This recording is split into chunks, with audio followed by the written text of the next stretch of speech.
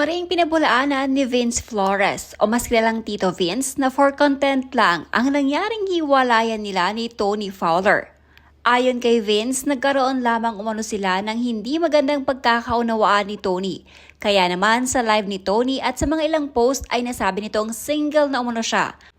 Ayon kay Vince, hindi umano niya hahayaan na maghiwalay sila ni Tony. Dagdag pa nito na pag-usapan na daw nila ng maayos sa naging problema nila kaya naman napatawad na umano siya ni Tony Fowler. This is not for content. Yesterday, nagkaroon kami ng matinding away at tampuhan. First time sa relasyon namin na malayo sa isa't isa ng matagal na oras. Pero hindi ko hahayaan na maghiwalay kami.